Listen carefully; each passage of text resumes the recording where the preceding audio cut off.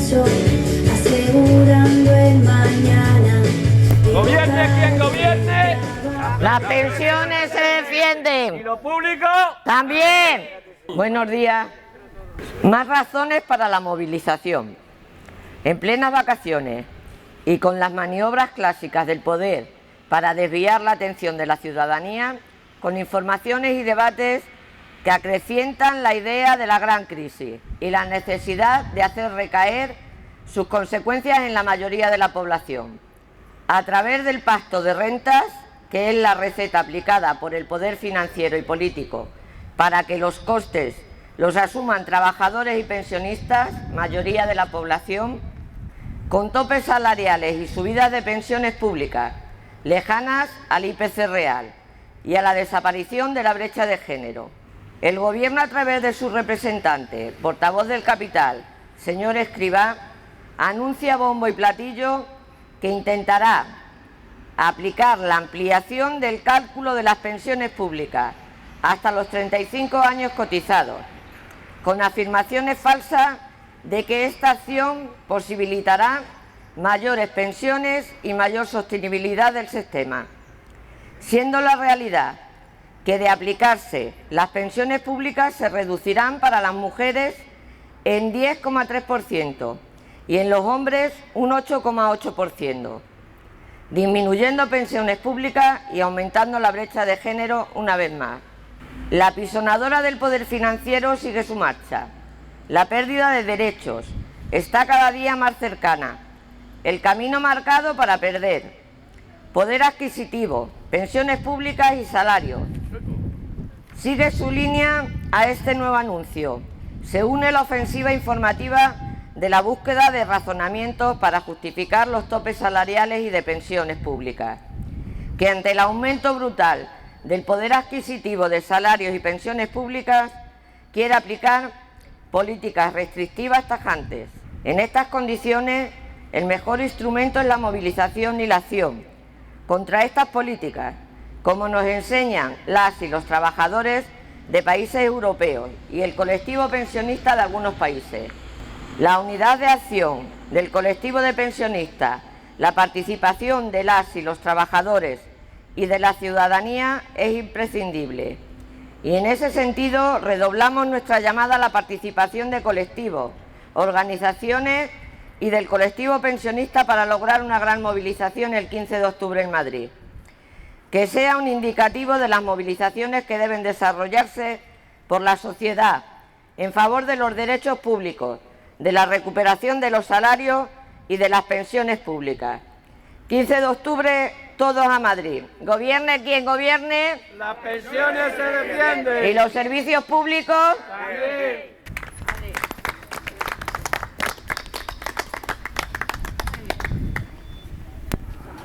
Mirad, viene a colación de lo que acaba de leer Mili, ¿no?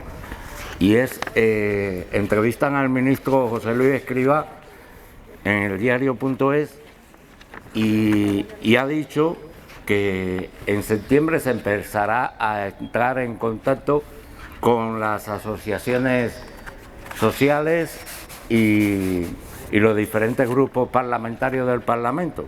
Es con el objetivo de presentar en septiembre, cuando ya se llega la segunda parte de las reformas del sistema público de pensiones. La primera parte ya sabemos que la hicieron, que es con los planes de pensiones de empresas.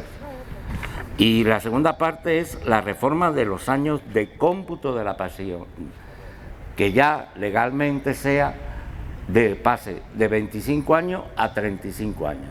Entonces hay un economista, Carlos Sánchez Mato, que es doctor en economía y profesor de la Universidad Complutense de Madrid, que hizo el viernes, en respuesta a este anuncio, hizo un hilo en Twitter que me pareció muy acertado y que resume lo que se quieren hacer, ¿no? Y él decía en el tuit, voy a leerles: vuelven a sonar las campanas, que no te engañen. La ampliación del periodo de cálculo de las pensiones de 25 a 35 años supondría 129 euros de media, un 8,8% de recorte para cada persona. No se puede admitir en ningún caso un sablazo así. Y seguía con el hilo. Para las mujeres, la ampliación del periodo de cálculo de las pensiones a 35 años supondría un recorte de 130 euros al mes, un 10,3%. De 1.258 euros con la situación actual, que es ya un 76% menos de que la pensión, un 76%, o sea, un 34% menos que la pensión de un hombre, las mujeres percibirían 1.128 euros de media. Dice que es inasumible. Sigue diciendo, para las personas autónomas la pensión, la ampliación del periodo de cálculo de las pensiones a 35 años supondría 90 euros de media, o sea, un 10,3% menos a cobrar. Otro recorte especialmente dañino para percepciones más reducidas que las medias. No se puede consentir. Sin embargo, lo peor de la ampliación del periodo de cálculo de las pensiones a 35 años recaería sobre el 25%, con carreras laborales más reducidas. A esas personas les supondría un recorte medio de 117 euros al mes, casi un 15%, salvaje. Termina. A ver, no le viene bien a nadie, no hay grupo de pensionistas al que le beneficie la ampliación del periodo de cálculo. Aquí tenéis los datos, y aunque seguro que alguien conoce a un cuñado que le contará que a él le beneficia la subida. Los datos de 2019 analizados por el Grupo de Investigación de Pensiones de la Universidad de Valencia son claros, están en la tabla. Se pregunta, ¿por qué quieren algunos ampliar el periodo de cálculo de las pensiones hasta los 35 años, desde los 25 años actuales? Pues muy claro, porque supone ahorrar en el gasto de pensiones hasta un 0,88% del PIB nacional en el año 2050. Entonces, esta cifra de un 0,08% a mí me llamó la atención, ¿no? Porque, fijaros una cosa, el Estado está comprometido a aumentar el gasto en defensa hasta el 2% del PIB anual. Hasta hoy, durante los 40 años, se ha estado presupuestando en las partidas presupuestarias en defensa un 1,2, 1,25, 1,3% del PIB.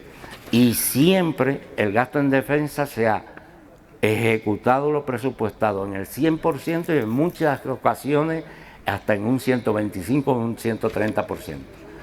Entonces, para llegar al 2% comprometido con la OTAN, falta del 1,2 ese, faltaba un 0,8. ¿De dónde va a salir? ¿Lo tenéis claro ahora, como me quedó claro cuando vi esta cifra? ¿Crees que quienes lo proponen lo harían para beneficiarte? Se pregunta, ¿no?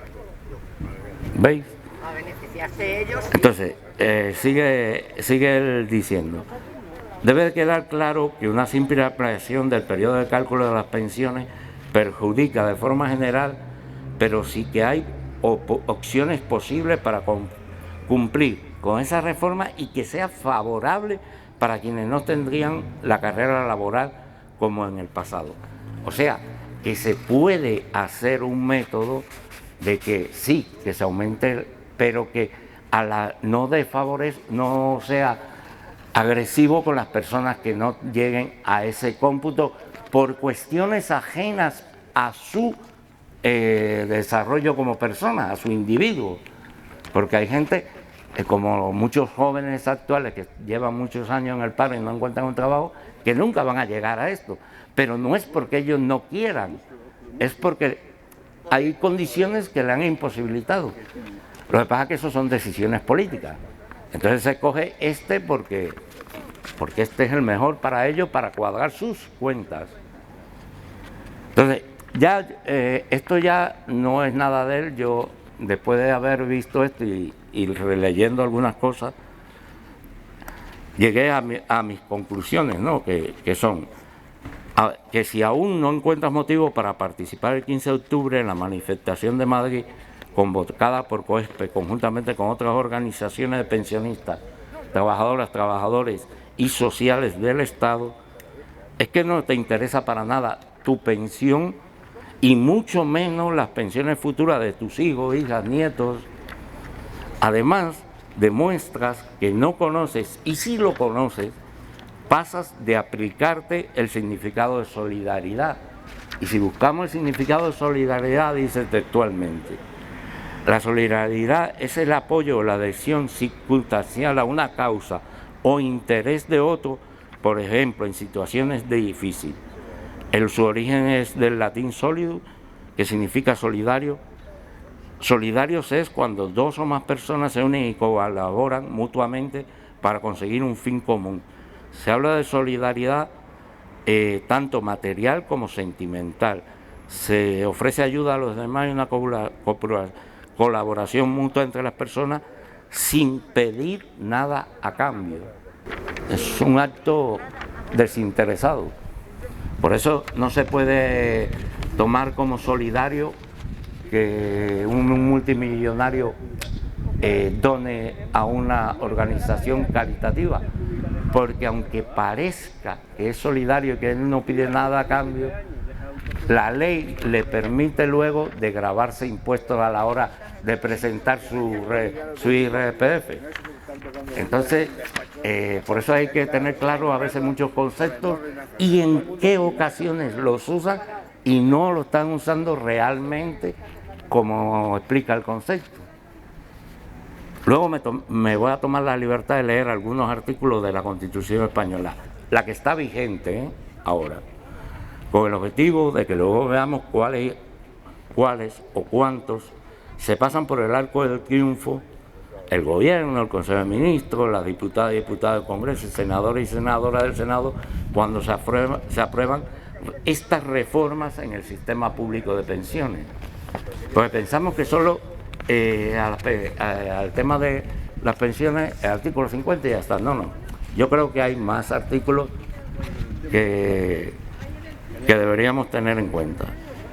Y desde el artículo primero en su inciso 2 dice: la soberanía nacional reside en el pueblo español, del que emanan los poderes del Estado. Porque este es muy importante y parece que no tiene que ver con esto. Si los poderes del Estado nacen de nosotros, de la ciudadanía de a pie, ¿cómo permitimos que esos poderes del Estado que hemos elegido nosotros hagan cosas en contra de nosotros? Entonces, de entrada, es muy importante tener claro eso. El artículo 9 dice en su inciso primero: los ciudadanos y los poderes políticos están sujetos a la Constitución y al resto del ordenamiento jurídico. Esto que se pretende y lo que se hizo ya va en contra del artículo 50. Entonces ellos no están cumpliendo con la ley fundamental.